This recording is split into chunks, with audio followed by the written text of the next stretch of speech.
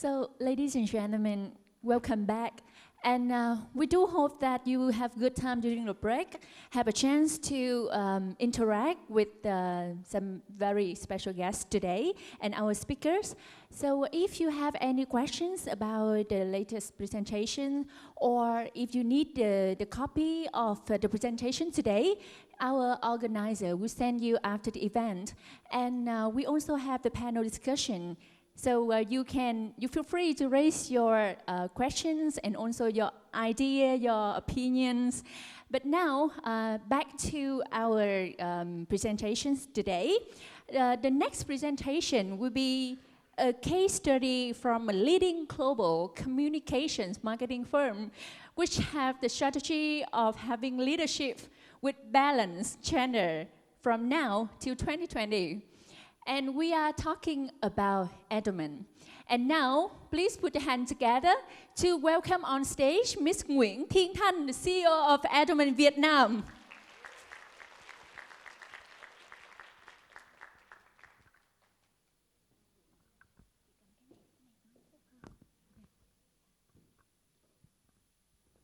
Good morning. You know, the disadvantage of being the last speaker, because, you know, everybody just talking good things. I don't have a lot of things to say. And unfortunately, what I'm going to share with you, there's a lot of similarity to Scott and my presentation. So I'll try my best to go a lot more specific. First, I don't have any good personal story to share. I think Scott's story is really good. I can't compete with that.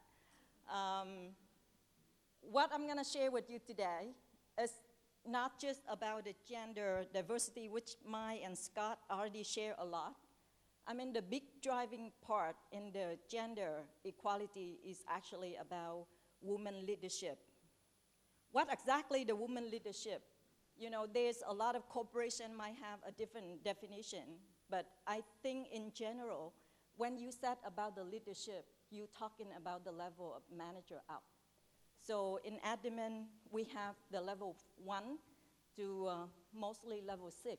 It means that from the entry level to the CEO level. So when we're talking about the leadership, it's actually from level 3 up. Level 3, level 4, level 5, and level 6 is the CEO. What I'm going to share with you is our strategy, because we have a very, very top task to meet about the women leadership. When we say, okay, somebody just remind me to click my presentation. So we need to achieve the 50 and 50 women leadership. We're not just talking about the gender diversity in a workplace in general. We're talking about the leadership. It means that on the 6th level, that's how top it is. That, you know, by 2020, Edelman globally, the woman at the managing director and the CEO level, it has to be equal from men and women. So whether or not it's feasible, we actually work in progress. How are we going to do it? I'm going to share with you. I try to be, you know, as specific as possible, but I would love you to stop me and ask me questions, because in the scope of the presentation today, I don't think I can go through the very thorough presentation strategy. So I skip this because I think Scott and Mai are already talking about it. But people talking about the woman leadership, is it a cultural thing, or is it a, you know, what exactly the motivation? Because the conversation is on the table for 10 years, 15 years. But why now? People just talking so much about that. Everywhere you go, you hear about the story of the Me Too movement, about the woman right, about the, you know, the woman should have the power in the workplace. So there's several things on the quality side, but also on the commercial side. On the quality side, based on the huge research, people believe that, you know, in the workforce today, they need women in the leadership position because the woman has a certain trait that men don't. So what are they? So based on a lot of research, people believe that, you know, women in the leadership position, we are having the healthier risk awareness. What does it mean? You know, men is actually from the day they're born, they actually train to take risks. Women, we actually train to be perfect, to look beautiful, and then, to be going out there and charm, the people around us. But that part of the reason that, in the workplace, women, when it comes into the strategic development, if we brave women, we always having a better calculated risk. So we call it a healthy risk awareness. Okay. Women more compassion than men. Research already proven. So that's the reason why we have, better passion for lifelong learning. We keep learning because we want to be perfect. We don't believe that we're perfect enough. So that's the reason why we just keep learning.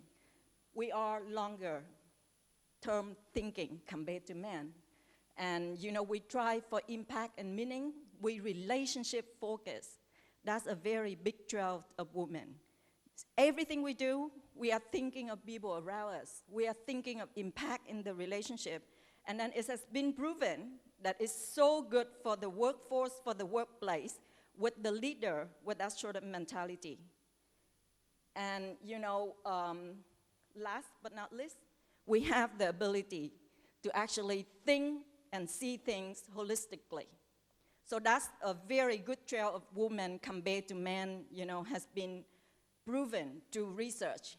But now I come into the commercialized side of having a woman in the leadership team. It's not just only culture. It's not just about women's rights. It's about money. And the reason why that you see all the corporation now putting, I'm not talking about Vietnam. Vietnam, I already shared the number. Only 8% of the corporation, they actually putting the women leadership in their, priority agenda. But if you look at, in another country, in Singapore, in Hong Kong, in US, in Europe, most of the big corporations, they realize the importance of having the woman in the leadership simply because of the number. I'm not saying that simply because of the number, but it's been driven because of the financial number. Based on, again, a huge research across all the industry, globally, McKinsey already, have the diversity matter research. It say that, across all the corporation, if you have the top quartile and the bottom quartile, in terms of gender diversity, if you compare the fourth quartile with the first quartile, the bottom and the top, and if you have the better gender diversity, the margin, the value of the corporation is actually 15% difference. And when it comes into the ethnic diversity, it's even better, 35%. But that's the main reason that, all the company now is actually in the women for leadership. And at Adamant, we believe that diversity of all type, gender, race, ethnicity, age, sexual orientation, religion, background, and experience, it has to be inclusive in order just to enhance our vibrancy of the work culture and help deliver the stronger business result. It's just to sum up what I've just presented to you as a background. So, again, I reinforce our objective. It's actually coming from the top. The CEO of the network, he met the commitment, and then he publicly, announced that commitment has been already on the table for 8 years. In 2018, if you're talking about workforce, because we are in the communication, 68% of our workforce are women. But if you break it down into the level, when it comes into the level 3 and level 4, you look at men and women split, it's still 50-50.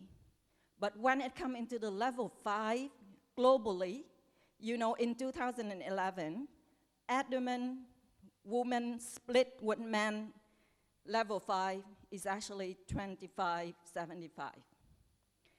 And today, if you're talking about level 5 and level 6 globally, after we launched the Women Leadership Program, today according to the first quarter of 2018, the level 4, 5, and 6, we about 42 and 68.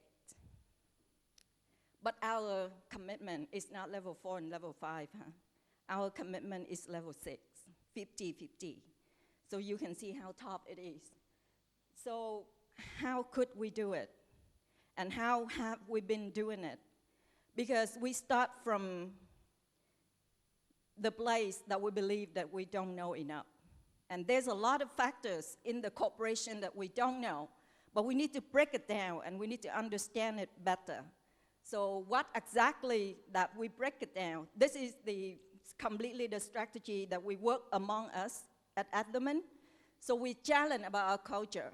In the culture, we look at the mansplaining. You understand the word mansplaining? If you don't understand, just stop me and I will explain. It is part of the perception. And I think that, you know, in Asia, it's so relevant. There's a lot of men out there you really love. They're not discriminative at all. They're very, very friendly. But they actually born in a culture that, you know, we believe that men have actually more superiority than women. So the way that they talk to women, they always have, I mean, unconsciously. They didn't do it because they mean it. They do it simply because they believe that they're actually better. They're superior. When they explain something to you, they always have the condescending tone, something that you actually below me. So the way that they explain it. And women, surprisingly, in Asia, accept it as a fact.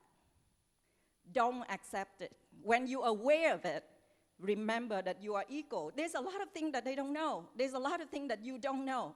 When you explain it to the people around you, try to explain it in a way that we are equal. We learn from each other. Don't take it from the men that they try to teach you something and say that you're not good enough to learn from them.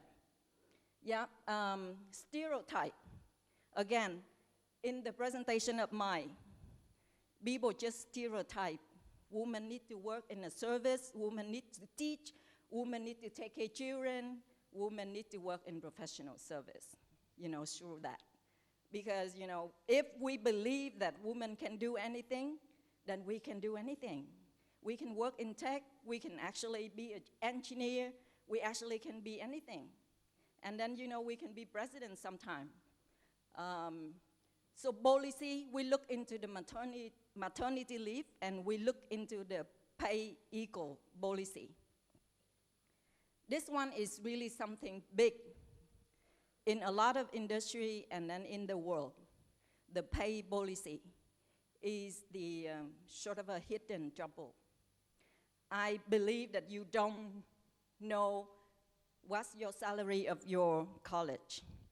The male college, maybe they have the same title of director. You answer the director, you are at the same level, but you never know if you actually pay equally to the male college or not. It is a huge problem. You know, in the US, in the certain industry, like movie industry, like, you know, tech industry, they actually same level, but women just earn less. And in order just to reach into the, you know, gender equality, gender diversity, there's a lot of companies that actually committed into publicly announce their pay equality result. Because they let the third party to audit and to research the pay package in their own corporation, and then they announce to public. And then being audited by public in order just to say that we actually have the equal pay policy. That part of the, you know, the woman leadership as well. The maternity leave, different from men's. Women have the maternity leave. And then we look into those policies as the HR people. If you put the woman leadership as one of your priority policy in your company in the next 5 years or in the next 10 years, you just cannot stop women from, you know, having children. So you need to build in the maternity leave policy. The behavior, you know, unconscious bias on the assumption, on the microaggression, woman motivation, on the family expectation, children, until the hiring practice, the management style, until the current status, the current number of your HR at the moment. You know, you narrow down into some specific numbers like that. You look into the number of your hiring, the number of your structure, and you see that, you know, where's the balance. After learning, after researching those, everything, you need to have the refreshed approach. This is a global movement. This is a global objective. This is a global activities. But each office has their own problem. But that's the reason why, you know, we conduct very in-depth research in each office. And, you know, in the scope of limitation that I can share, even in Asia country, we share a certain common problem. Each office still have a very unique, prominent problem. In Korea, the problem is integration, belonging. Most of the women, they work so hard. They believe that they work much harder than men. But they said that they don't feel like that they actually belong to the top management group. Because anytime that they walk into the meeting, like Mai already mentioned in her story, they the minority in the room. They actually only 1 or 2 people in the top management in the room. So what does it mean? It means that sometimes they feel like that they're not heard. They want to say something, and then, you know, their voice is just so small that it's actually, they raise their voice and it just fall into the air. And they don't feel like that they actually belong to the golf club, that men actually go out there and play together. And then, you know, sometimes men just go into the room and make a lot of sport joke that they don't feel be part of. So that's exactly where they feel the problem. Whereby in India, the biggest problem is the work-life balance. They said that they feel like that they're being judged if they try to move up to the ladder way too fast or way too high, because the society gonna look at them and think that they're not a very good woman. They're not a very good mother. They're not a very good wife. So culturally, it could be different from the different office. So what we've done, we actually have the unified activities for global and also the unified activity for region, but we also have the driver activities for this particular office designed based on the issue that they are facing.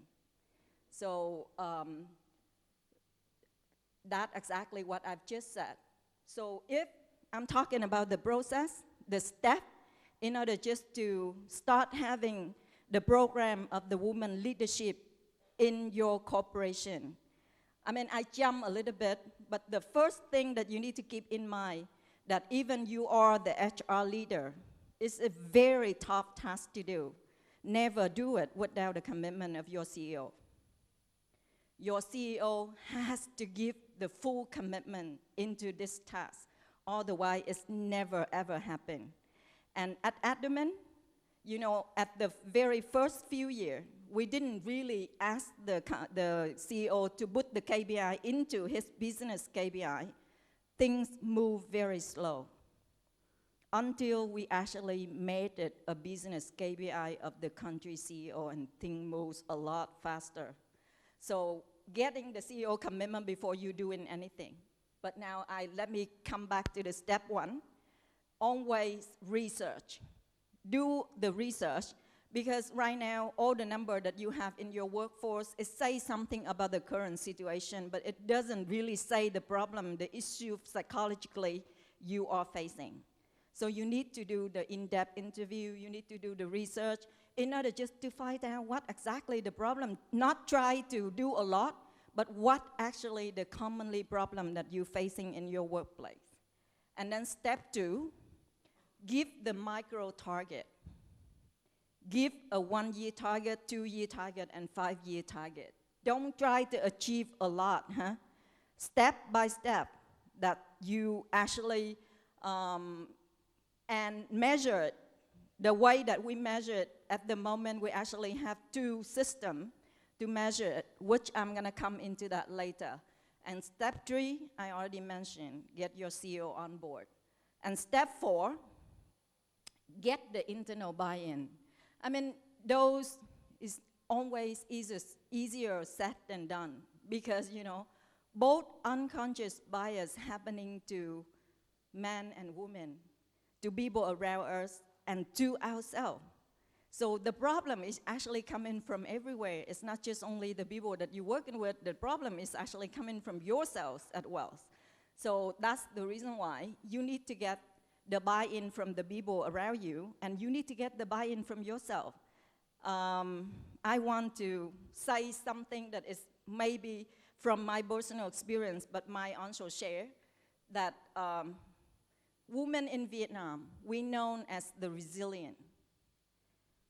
We know that we actually can face the hardship and we never stop. But that part of the problem, because we believe that we can do everything ourselves. Stop thinking about yourself as a hero. You know, if you want to be achieving on the long journey of the woman leadership, build the support system. And I joke when I talk to the people, you know, we work with, that what does it mean to build the support system? To make the right decision from the very small one to big one to mid one. First, you need to get the right husband who support you in this journey.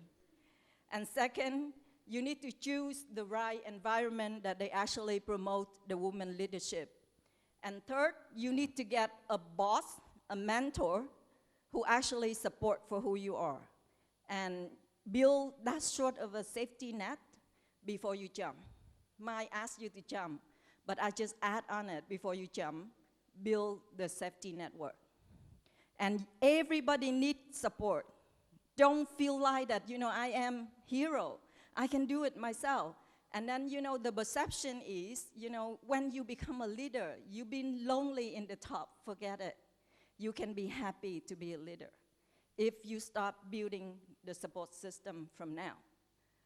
And I think that's pretty much end my presentation. I hope that I can get a lot of questions from you and, you know, I can satisfy some of it, you know, if I can. So thank you very much.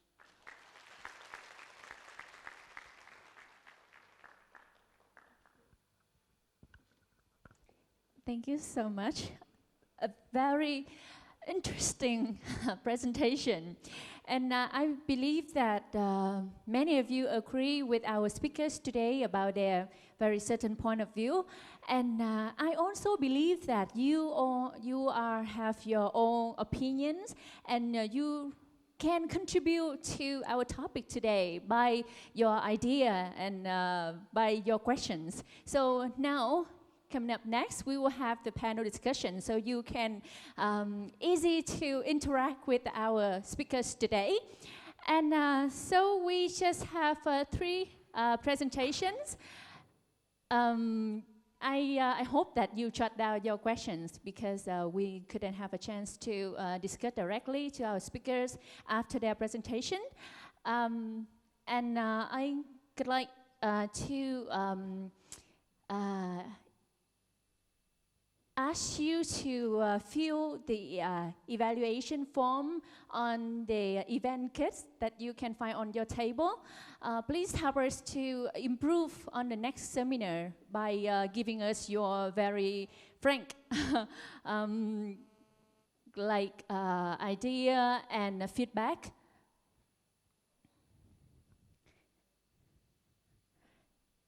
So here on the stage, some chairs for our speakers. Please come back on stage. Mr. Scott Pugh, Mr. Thanh Nguyen, and Ms. Mai Nguyen. So we will have the panel discussion right now.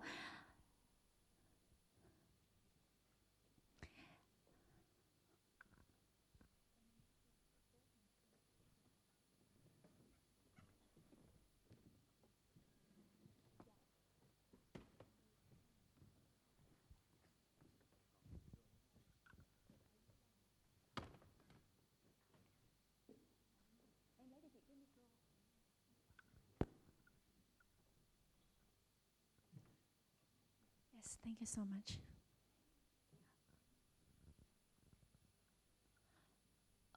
All right, on the stage as our speakers for the event today. And I believe that you got all the facts and the ideas of our speakers about our topic today around the gender diversity, conclusion, belongings, women who make difference. Anything that you can contribute to the seminar, please feel free to raise your hand and our organizer will give the micro for you. But first of all, please give me the advantage to ask the first question. You talk a lot about the women moving up to the leadership, and you encourage women a lot to break all the barriers. But then before we can break the barriers, we should know what the barriers are. So from your own experience, can you just tell us about the biggest barrier of women on the way they move to the leader role? I think, Scott, I know you're not woman, of course, but your wife, as you mentioned, she's also a manager, a leader, and you work with a lot of leaders, women leaders as well. So from your perspective, what's the biggest barrier? I should have said ladies first, but yeah, I have. Yeah.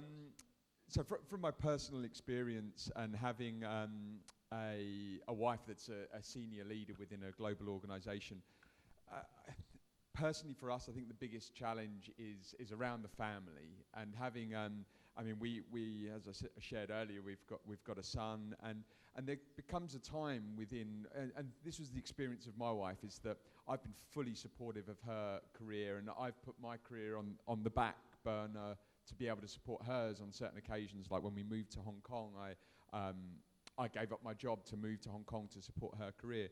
But when it came to the point of us having a family, for 2 years, that was her priority. And actually, she wanted that to be her focus and took actually 2 years out of work to be able to focus on starting a family. Now, the biggest challenge for that is that it sets you back slightly because, you know, she wasn't able to take the next step in her career, and it's like a 2-year gap in her career. Having said that, I think that having a family gives you a whole different perspective on life.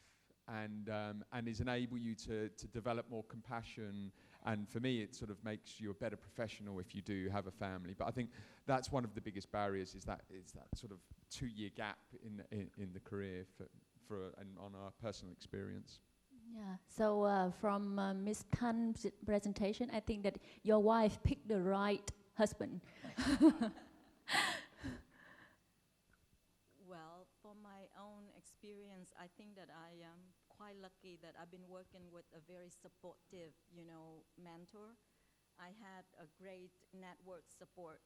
But, I want to share a story that last October, I actually joined the International Women Forum. It's an international, that's probably the biggest, women association in the world. It's happened every year in a different country. The last time I joined is actually in Texas, US. And I got honor to actually listen to Hillary Clinton as a speaker.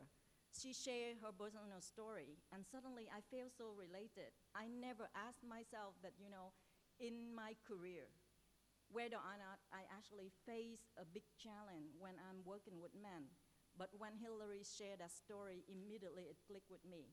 Her story was, she said that, you all know Hillary Clinton, and then you all know how hard she worked to become, herself today. Even in a very freedom world like the US, she's facing a huge problem of the glass ceiling. And one of the advice that she gave to the entire forum, she said that being a woman, you need a man allies, but you also need to support, women yourself. The support comes from a very small gesture, but it's really worthy. She said that how many times does she actually was in the meeting with men? She said exactly the same thing of somebody, same level, college of her, saying, but that opinion, that comment is never valued. It's easily passed on until, one man actually say it himself. So, but she learned one thing, that, if somebody in the room, just pick it up and say, it's a great idea. Either it come in from the woman or the man, it's a man ally, or it's a woman support each other. And then, that comment or that opinion won't be passed on easily.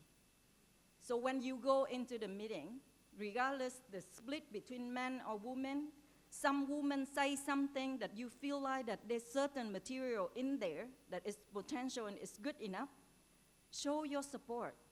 Raise your voice and say, I think that you have something in there. Let's move further and let's discuss about that.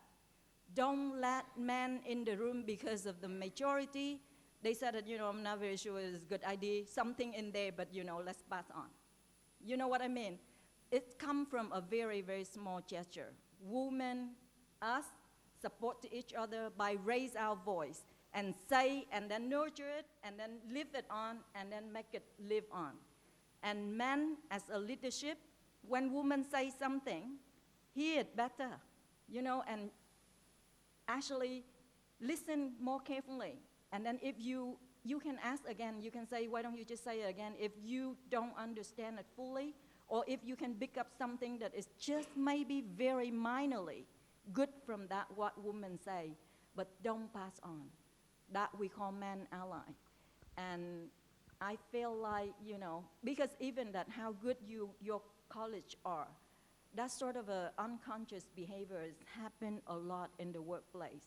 So be conscious, supportive in the daily conversation, in the daily meeting, in the very small gesture that you do in the workplace, and then it makes the whole lot different. I might face another bigger challenge, but I don't remember at this moment. But that's something that is actually can help a lot. And but again, I can share that because we did a lot of research. One of the biggest in Vietnam, one of the biggest problem that we are facing is women. They so good. But they always, not very sure about themselves. When they talk about themselves, they just try to, to be modest. Mm. And I really don't understand why you have to be like that. You don't need to exaggerate what you're good at. You need to be truthful. And somebody say that we don't believe in ourselves. I don't take that as an answer. I do believe that women in Vietnam, you have a strong belief in yourself. But when you say something about yourself, you have the tendency to actually degrade yourself. Yeah, so the biggest barrier from within yourself, not from, not from others. I think that that's a few issues that I can share with you at the moment from the woman point of view. Yeah, so just practice supporting women by give her a big applause, yeah. We should practice that, right? We raise our voice to support others. Ms. Mai, how about your idea? All right. Actually, I think that I also almost the same like Chị-Thanh, that right now I cannot recall the true barriers that happened to me, but probably I can share with you the lesson learned from my personal experience in the past that I mentioned earlier in the presentation. I think that the barriers, if we can say, if we can call that the barrier, is again actually from within ourselves, right? We are afraid of getting the support. The Vietnamese women, and again, it's more like it happened to me before, right? When I was ambitious and tried and learned to get ready for the higher positions, but then I was afraid that I might bother my families, disturb my husband's work by asking him for help, And then I was afraid that I might create more works for my mother-in-law, because I stayed with my parents-in-law at that time. So, you know, if I ask her to support me to look after my small kids at that time, I felt guilty. And that is, you know, when I talk to a lot of Vietnamese ladies, they are also sharing the same feelings. You know, they just feel that, okay, if they do not do it themselves, they do not teach the kids, they do not take care of the kids, they do not send the kids to schools, they are guilty. So, and I had the same feeling before. And that ended up that I got burst, right?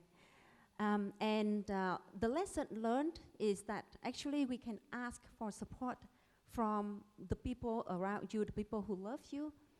And if you don't, one thing that I found for myself as well, in conversation with my husband, is that if I do not tell him how he can support me, that he would not know.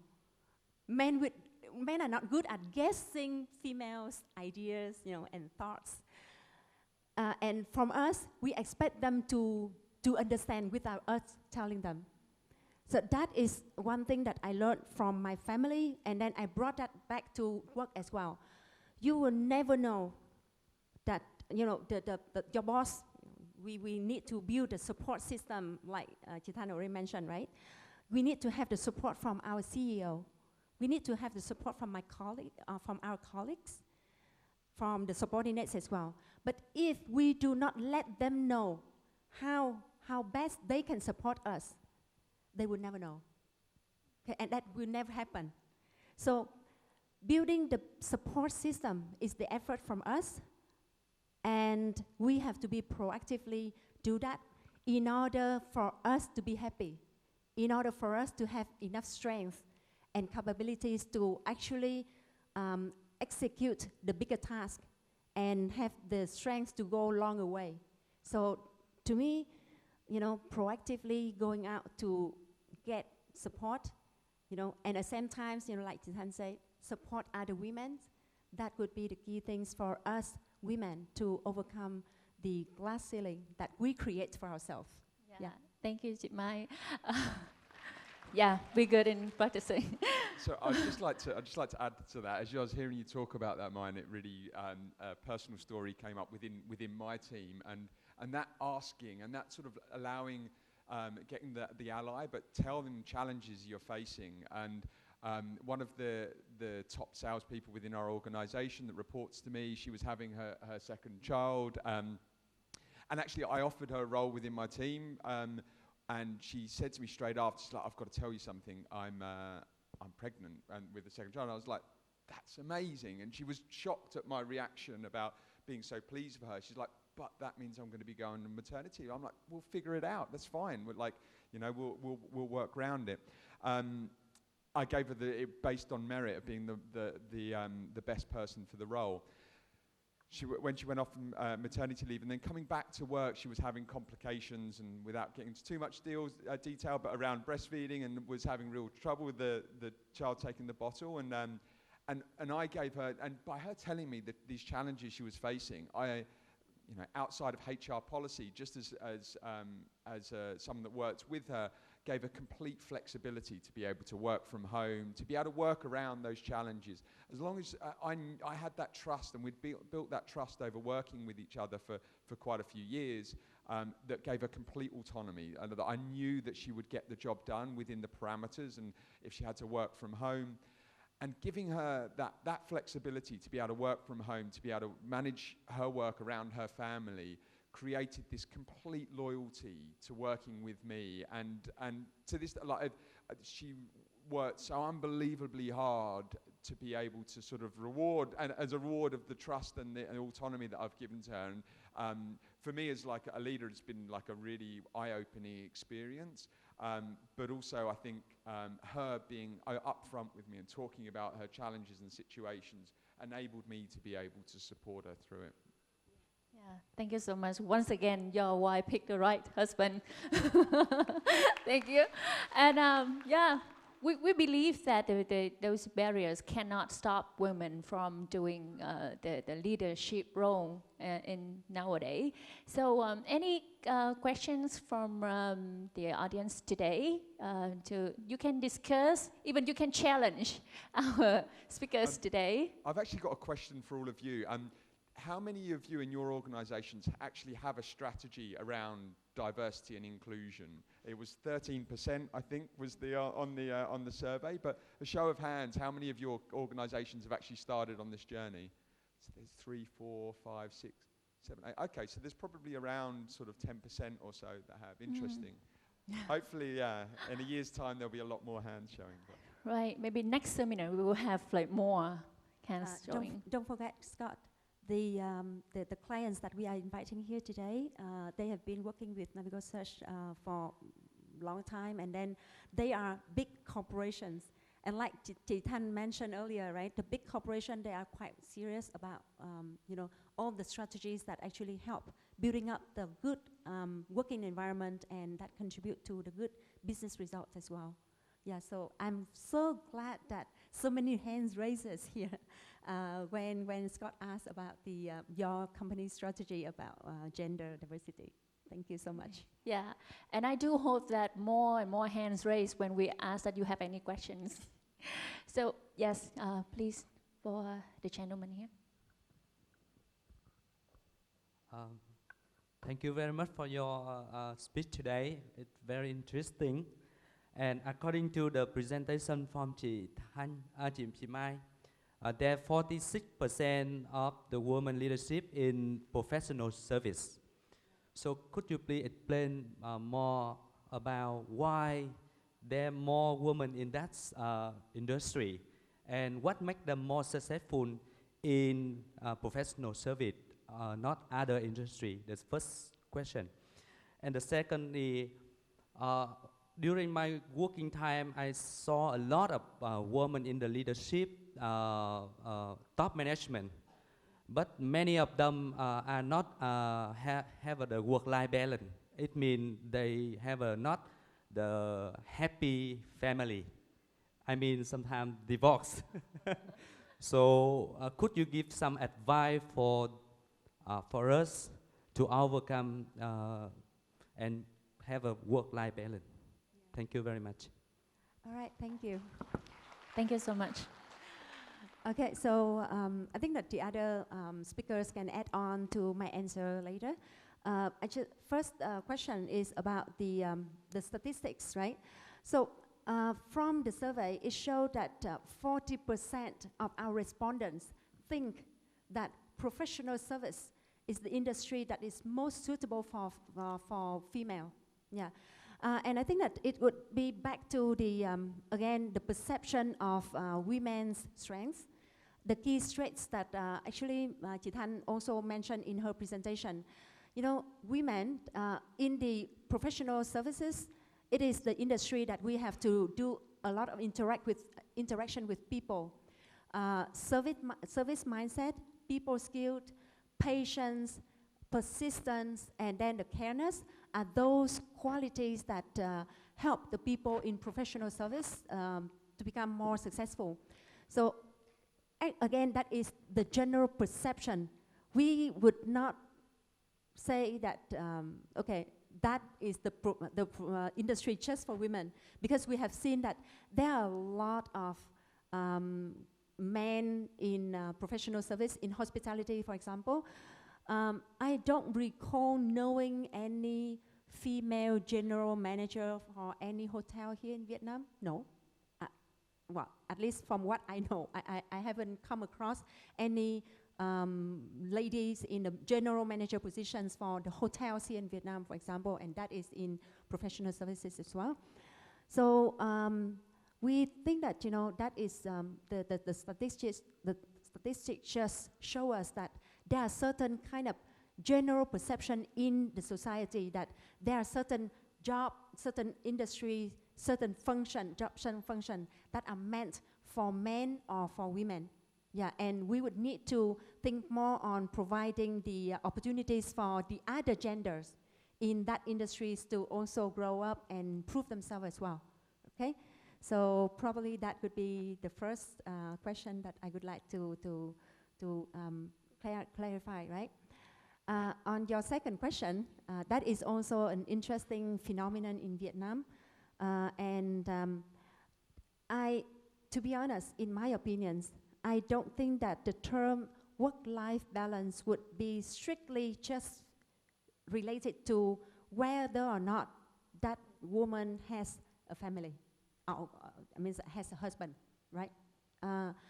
Because work-life balance to me is more on the how you live your life, how you enjoy your life, and how you enjoy your life and work at the same time. So now it's not talking just on my own experience, because of course for me I'm quite lucky because I got the right man. So I have my husband, and then my kids are quite grown up already. Actually, I am about to become grandma soon. Well, yeah, because my son is 28 years old. So if he follows my experience, then he might get married soon, right? So to me, work-life balance, I would want to look at the broader term. You devote to your work, but you need to love your work. There is a saying that if you love your work, then you do not have to work any day, right? Because every day you go out, it could be an enjoyable day. You know, waiting for you in the office are happy faces of your team members, you know, happy smile from your boss, and try to create that to make the working environment a happy place for you to go and spend majority of the time during your day. But then on your private time, choose the way that you live your life the most to the most satisfaction of your own definition. You know, maybe for the people, some ladies that I also know in the top positions, they go up to the top level already and they get divorced.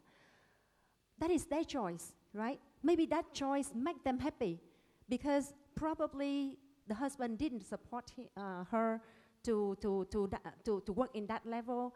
Maybe the husband wanted her to sacrifice her work and stay at home or spend more time with the family, whereas the work actually gives her the energy and the joy to live.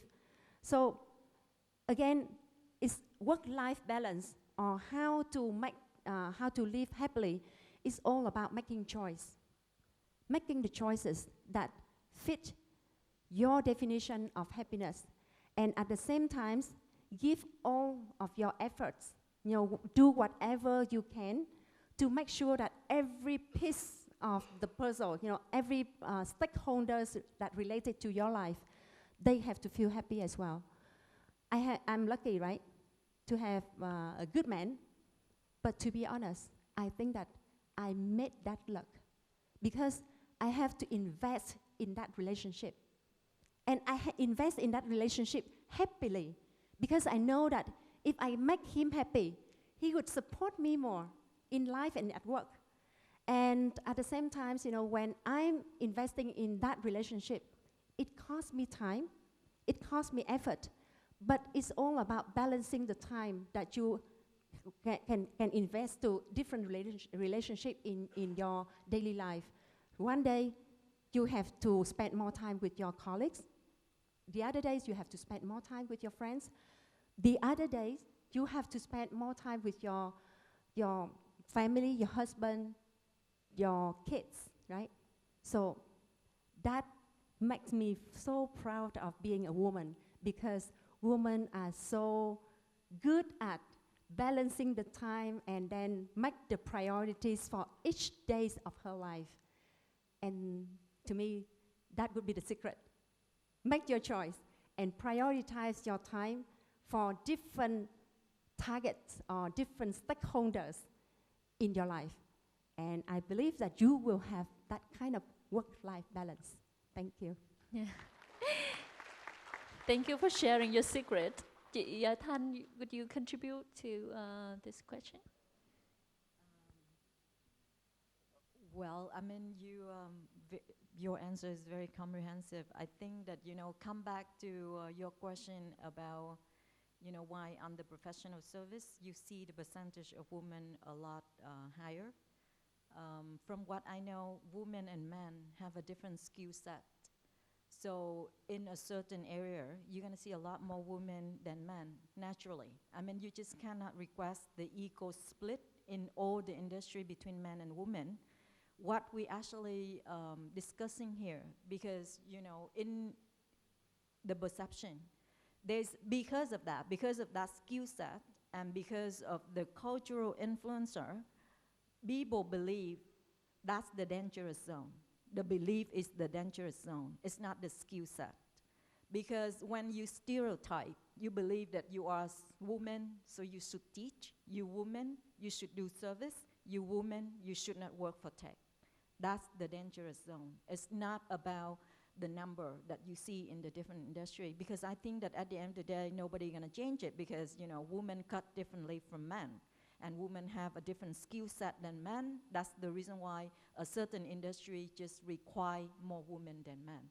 But, the topic that we're discussing today is the mindset, the perception, that stop women who have that skill come into the field that she's supposed to be succeeding in that field.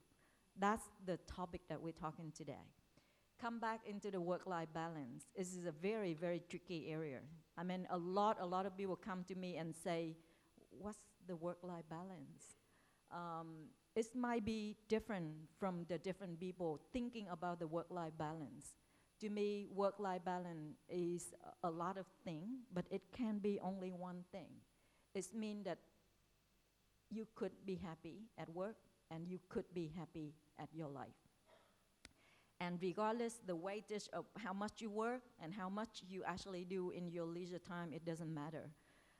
And I don't believe any human being that can be always happy all the time. So you're gonna have uptime and you're gonna have downtime. But work-life balance is when you have downtime, you always have somebody there to be going through the hard time with you. Either that person from work, either that person from home, either that person actually your long friends, but somebody who actually walk in the hard time together with you.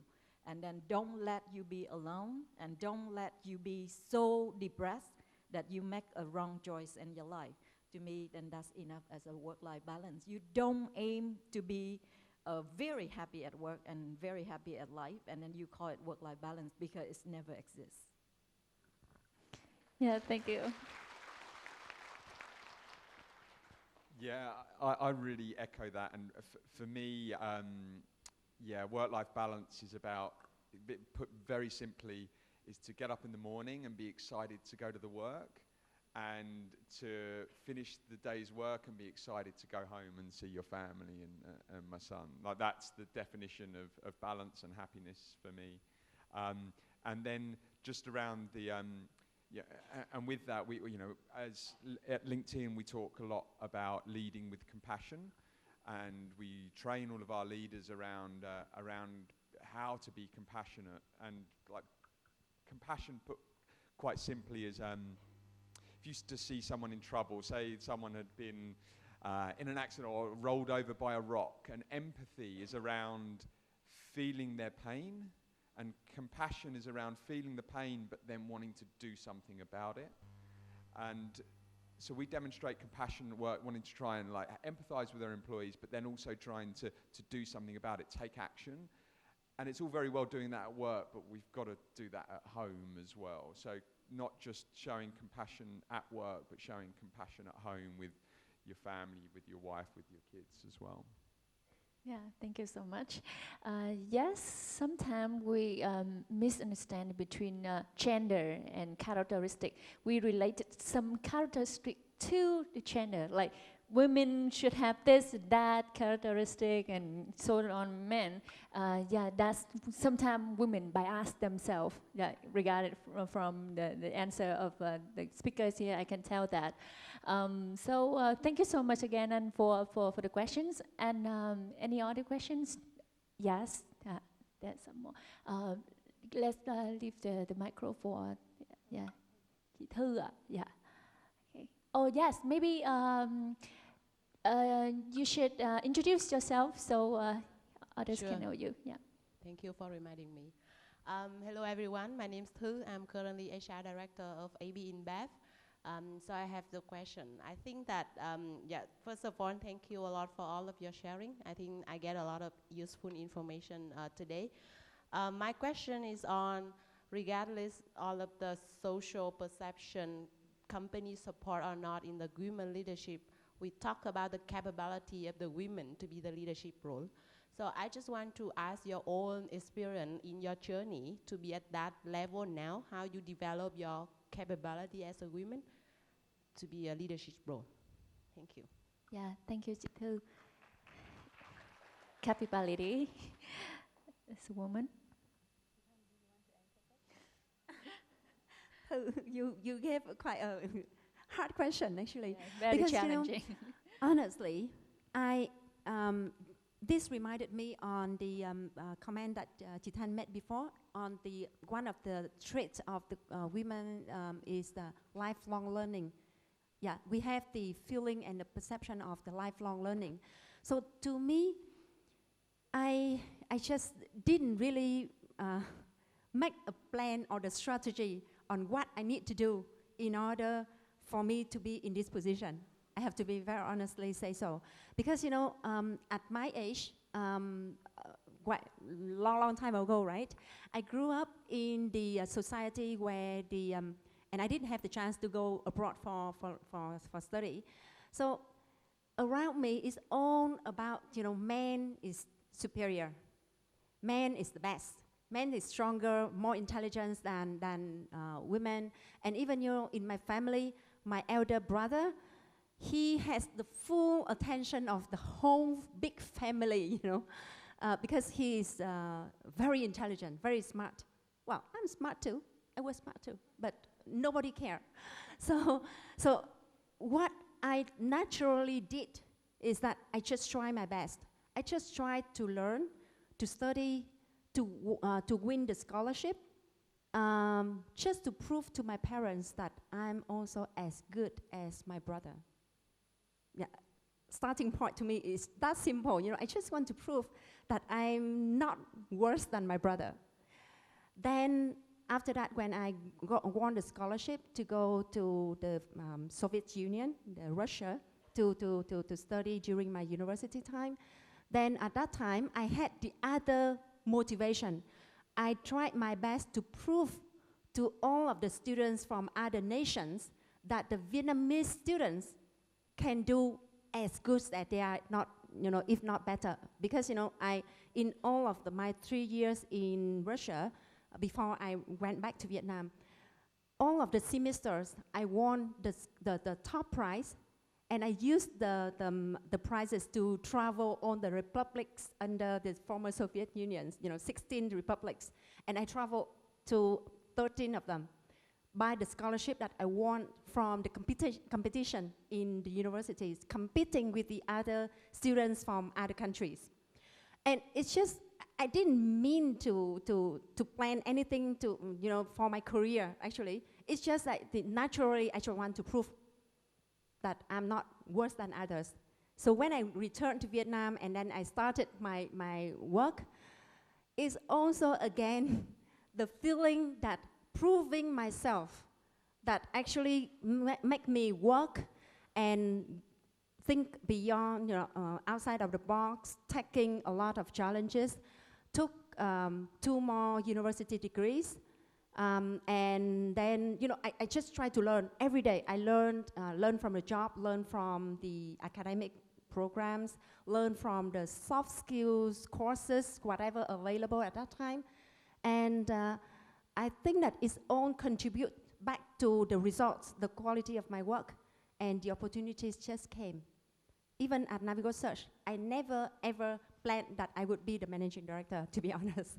But then it's just that, thanks to the support of my team, and we got good results. We proved that whatever strategy that we applied was right, and then the opportunities came to me.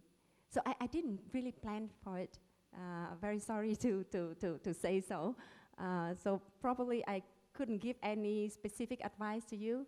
It's just my personal story. I hope that it can give you some hint. Yeah. Thank you. Yeah, thank you. Ms. Tan?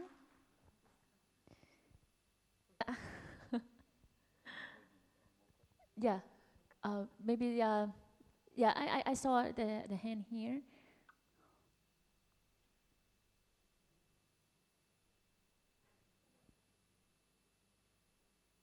Hello everyone. And so I think that I'm also 3% from the FMCG at Thứ. I'm Thu from Heineken, Vietnam. And so my question is two parts based on Scott's presentation. And I would like to ask more about the employer in program that you have a 6 month for the female. And the second part of my question that as you sharing from level 1 to level 6, and I see in here all the director and also the age of the female in that role and also different from our age, like millennial. And so how you advise to the young leader, women, to build their support system. I think that the support system for the young woman leader and also different from another leader from level 3 to 6. And the last question that are really interesting on the International Women Forum, and so I asking that the organizer, do you think that you will create the Vietnamese Women Forum after this seminar or not? Yeah, 3 part of my question. Thank you. Yeah. Yeah, so just to give you a bit of insight into the, further insight into the Empower In program, it was is an initiative that was led by HR. So our head of talent acquisition for Asia, a lady by the name of Amy Schultz, was the leader of the initiative. And then I was sort of part of the faculty for it to be able to give insight and input. And it was a 6-month program where it was managers had to nominate their employees. So it was the initiative was shared with all of the leadership across the organization, where you could nominate your aspiring leaders within your business. So as I said, I nominated 2 people from my team, and it started off with we invited the members, the people that got accepted into Singapore, whereby we had like a 2-day in-depth training session. One of the sessions being around, it's called Own the Room. You can look it up. It's a really interesting like training program. It's an external facilitator that really encourages people on how to communicate effectively in a group situation. And it's often a big challenge. I think you discussed around women being heard in that sort of boardroom situation. And so that was an area that we worked on for development. And then we also had an internal training program called Data Driven University, which DDU is the acronym, where we talk about using data to make informed decisions for the business. So it's run by sort of ex-McKinsey and Bain consultants that work for LinkedIn. And it's all of our managers and senior level leadership go through this training. So it was an introduction to that, of what it would be like to be a leader. So really it's around setting up, helping people understand what it would be like to be a leader within the organization, hearing stories from some of our top female leaders in the business, for them to be able to put their hat in the ring and see what, or actually for one of the people in my team, she was like, I'd love to be a leader, but I'm not yet. Like, I love my job at the moment, but I know what it's going to be like, and a year down the line, that's my plan, but at the moment, I want to become a master in my current role. And then another person in my team who went for it is currently in an interview process for a leadership role in the business. But yeah, I really encourage you to think around some of these initiatives for your own organization. Yes, but she had 3 questions. Are you? Yeah, Maybe I added on a little bit more. Well, for the millennial that you mentioned, I came across a very interesting research about, and your story is fascinating, but it's remind me a lot of the women that I know, because, that sort of generation, we grow up and constantly prove that we actually as good as our brothers, as good as, you know, our men around us. You know, the society, the culture, and even, you know, the before 75, after the 75, the country, you know, regime had changed a lot the way that women thinking ourselves. And then, you know, you remind me so much of the people that I know around me. They're so good at what they're doing, simply because the biggest driver, the biggest motivation, because they want to prove. And the millennials research, it says something that is so interesting, because the millennial is a bit different from the, you know, the insight that Mai just shared. If you coaching the level 3, level 4 in your organization, very often that you find the different drill. If the woman at the level 6 at the moment, they very determined, they very driven. Even the very talent in your corporation from level 3 and level 4, there's a big drill that they have a lot more distraction. They're not that focused and they're not that driven. So when you coaching the people at the millennial to the leadership, you need to pay attention to that, especially the Vietnamese millennial. They actually believe that they have a lot of choice, whereby my story, that you can see from her story that she has no choice, but just like learn and learn and learn so that she can prove. That mentality is dying in the millennial today because of the society, because of the economy, because of a lot of stuff. But that's the reason why when you are designing the women leadership for your millennial, pay attention into the different drill. So you might have a different program. So that's the only sharing that I could have. There's a lot of interesting research about the mindset and the behavior of the Vietnamese millennial today. In order just to bring in your HR policy, read that, and read it carefully, because it's quite different from the level 6 that you're actually having at your corporation at the moment. Come back to the International Women Forum. I don't think that, you know, I'm the person who would say that we're gonna organize something like that for Vietnam, but maybe Mai gonna have something to say. But I would be very happy to be a contributor in that sort of association if it exists in Vietnam.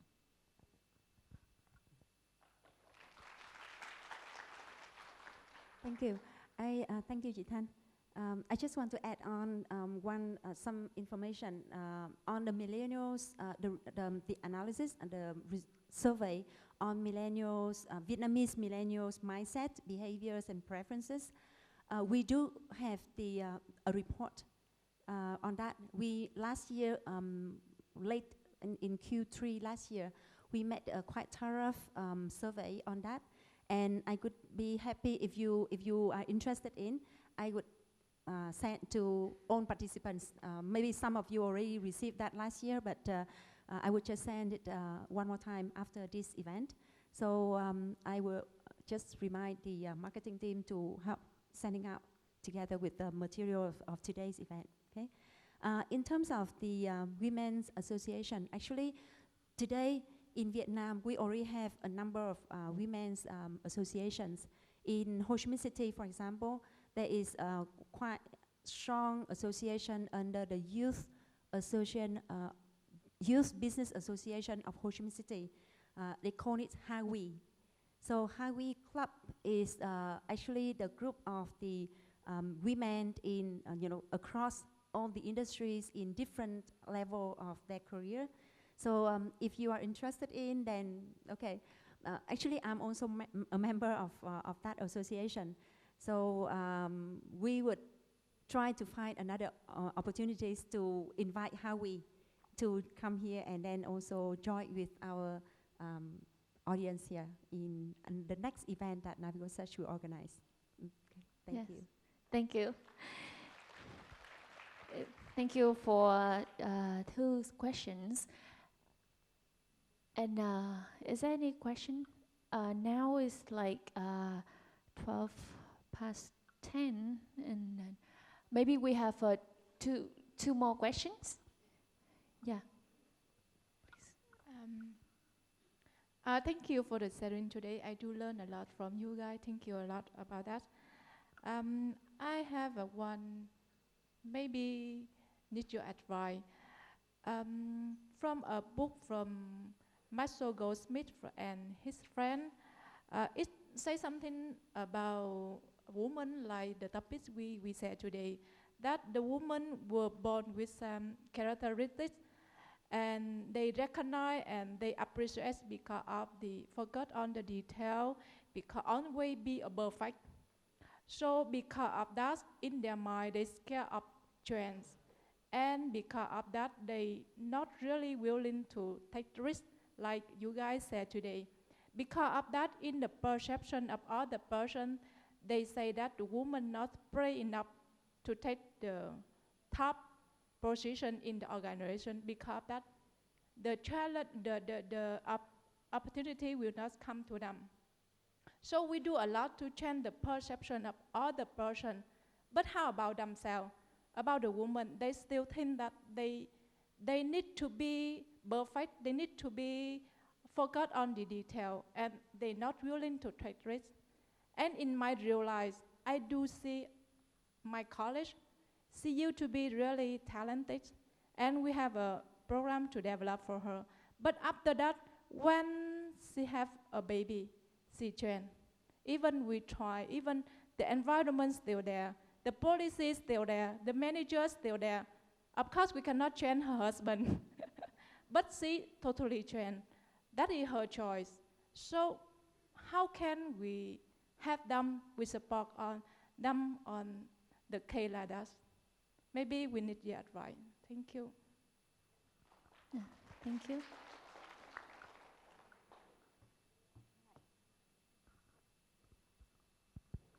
Probably Chị Thanh can give some additional advice later, right? With her experience. Just my comments is that of course we would never be able to support someone who does not want to be supported, right? Okay, and I think that any of us in a certain stage of our lives, we would have to make different choices. And maybe the priorities for us at that time is different. So if she, at this moment, if she choose to be focusing more on the family than investing more to grow her potentials that we see, right? Let her be. Continue supporting her. Because at this stage, of course, family is more important to her. Then she invests more. Like in Scott's family's story, his wife also made the choice to kind of step back for 3 years, right? Yeah, and that is her choice. We cannot push, right? The only thing from the company's point of view, I think that as the leaders, as the HR directors, what we can do is that we make sure that we have all the supports ready there. Use it or not, that is our employees' choice, right? And then also for women, I think that it's very important, again, to ensure that we can arrange to have the kind of in-house mentors or coaches, or find the coaches outside, to make it ready to support the, of course, especially the people in our talent pools, the people that we really want to invest and grow up. Just get all of the information of the support that they may need ready there for them. And again, use it or leave it, it would be their choice. And all we need to do is to respect their choice. Yeah, that is my opinion. How about you, Cost? Yeah, I think that's, I really echo that as well. And I think you can't force someone, if they make a decision to prioritize family, you can't force them to change that decision. All I would say is that just because they've taken that choice then, it doesn't mean that they need to be put on the bench completely. Just give time and allow them to work through that process. If they're showing all of the skills and all of the knowledge and experience to be able to do that senior leadership role, then that's not going to go away from having a family. The passion might diminish for a short term, but it will more often than not come back. And that was the experience of my wife. She decided to take 2 years out. and now she's come into an even more senior position than she was prior to taking time out. So just be patient and allow them to work through the process, and I'm sure that their aspirations will come back and will develop. Yeah, thank you so much. Thank you so much for your questions. Maybe one last question. Yes, please. I know that lady come from Hong Kong. I just sit next to her. Thank you so much for coming, and please ask question. Okay, so my name is Leola. I come from Hong Kong. Now I'm being the head of HR in Vietnam. My company is On Semiconductor. We are a high-tech company. I have a question to ask is, I learned a lot of sharing from this seminar talking about how HR can help with the development of women leaders. For example, what Scott said is, can we have flexible working hours for the woman lady to study, to upgrade themselves? So apart from the flexibility of the working hours, what Scott will think about the role of HR, or what are the policies that HR can try to formulate that will help with the woman leadership within the organization? Thank you.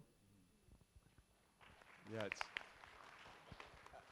it's a really good question, and whilst HR is really important to help come up with the ideas.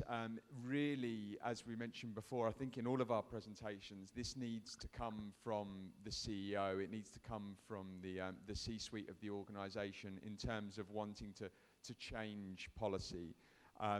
We have, at LinkedIn, we have some really, really interesting and forward-thinking initiatives for females specifically, like around maternity leave, and we've increased our maternity leave policy to 6 months. I think in Hong Kong it's 8 or 10 weeks, which is such a short amount of time. And so we've, as an organisation, have extended that to a 6-month period. We also, very innovative in the US, we also offer discounted IVF treatments. So if women want to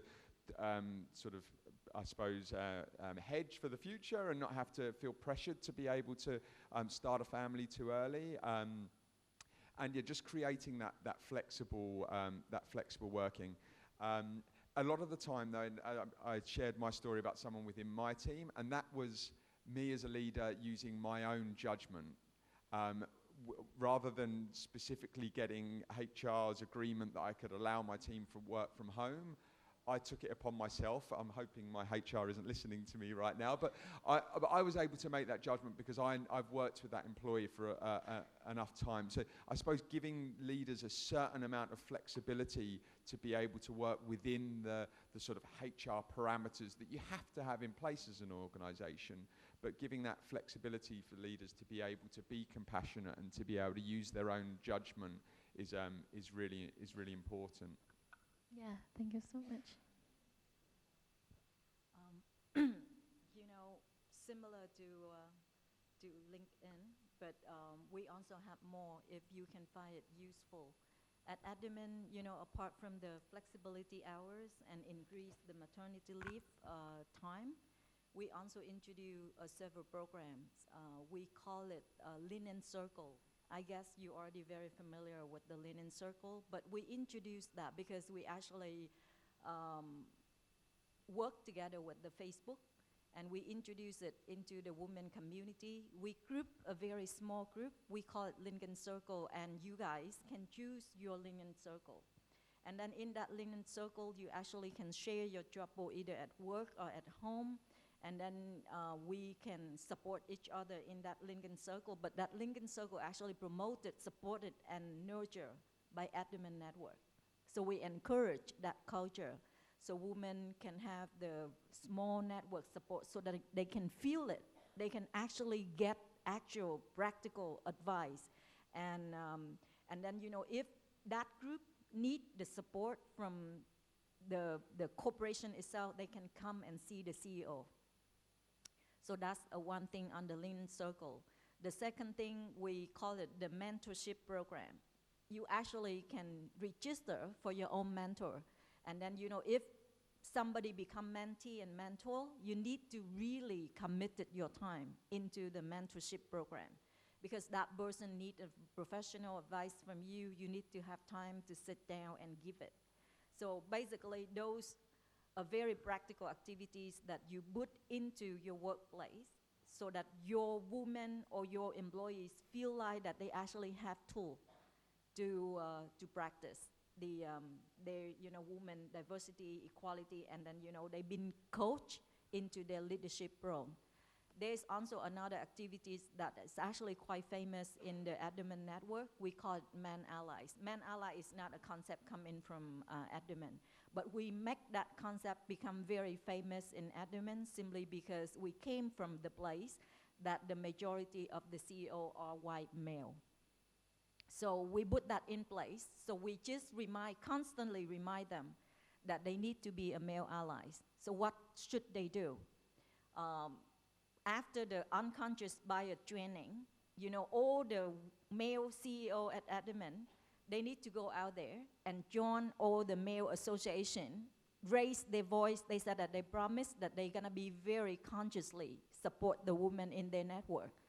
And by doing the talk leadership, by doing the speaking, by spreading the attitude everywhere, but not just that.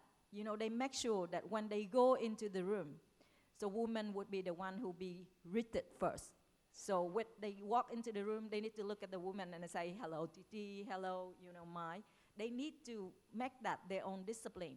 And they need to make themselves listen. If somebody in the room raise their voice, immediately they're gonna pay attention and say, again, what did you say? Can you just say that again? And they need to make sure that, if they are gathered as a group, and then normally men being men, they joke about women, they joke about sport, they joke about something that women never been part of. And then, we put it as a discipline that, if you are in a group that you have a woman, you need to pay attention into your joke. Make the woman feel included by saying something that they actually can contribute.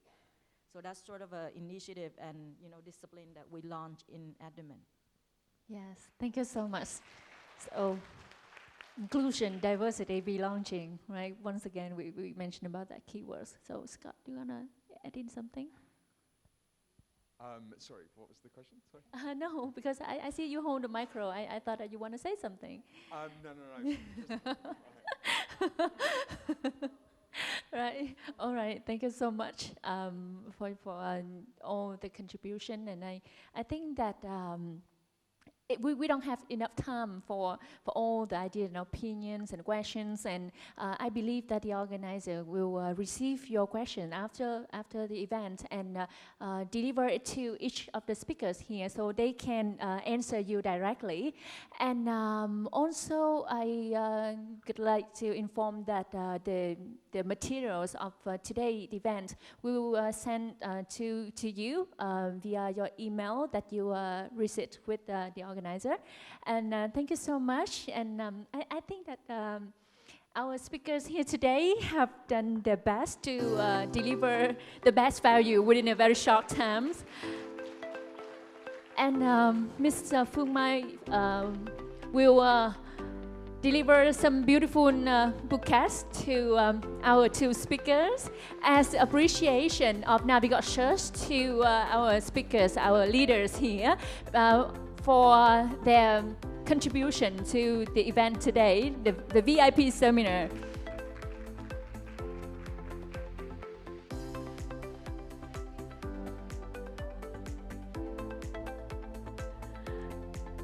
Yes, once again, big applause for our speakers today.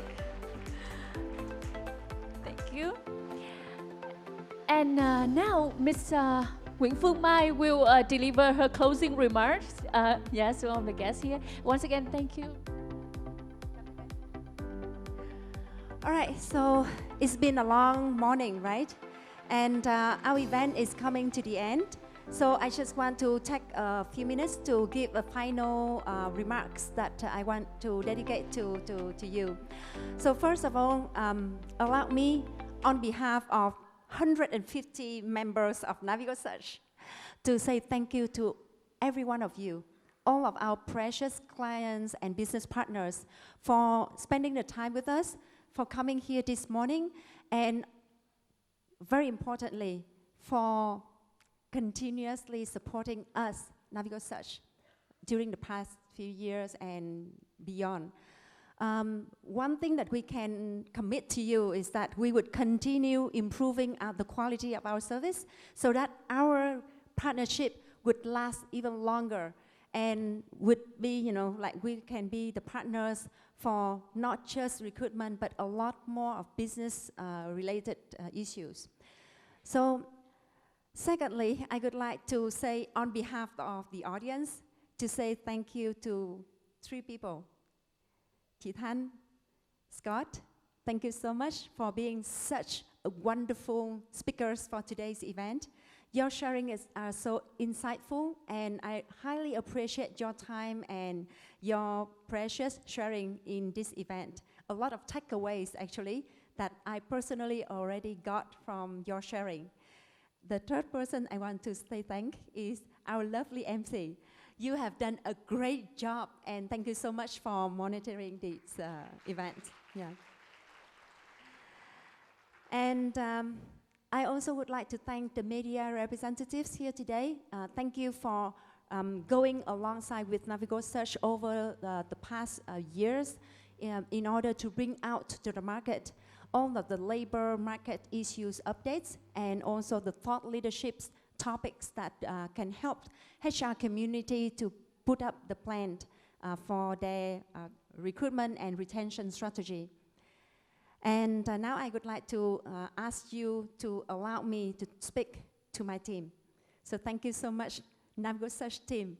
You are wonderful, and I'm so proud to be your colleagues, your boss, and thanks to your quality service and kind of commitment with our clients, you have made and built up our brands.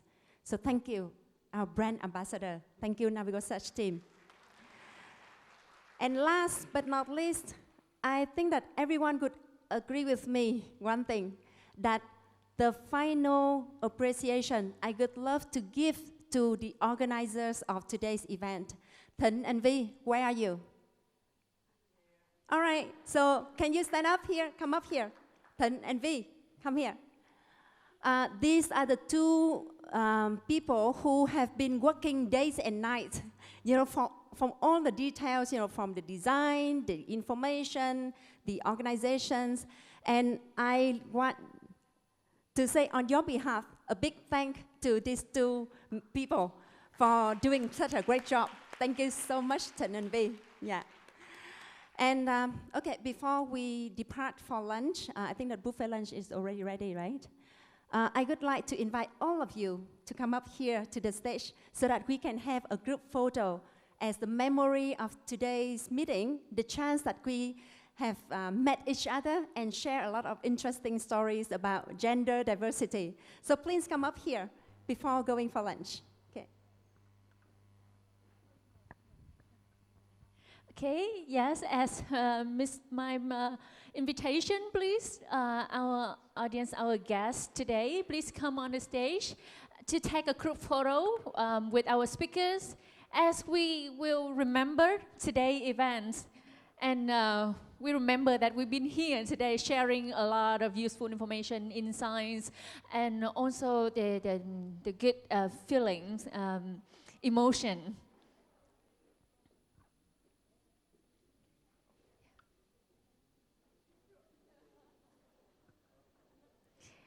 Yes, please, all the guests today, please come on stage. Is there any director for the group photo?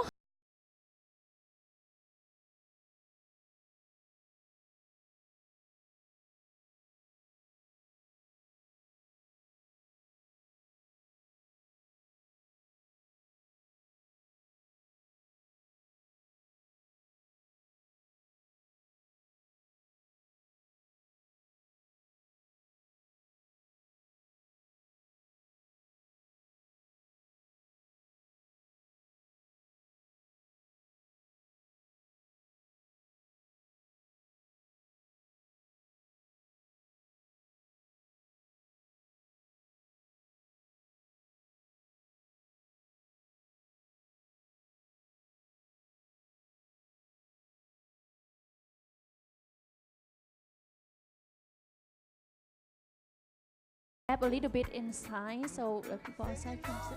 Oh, please, there's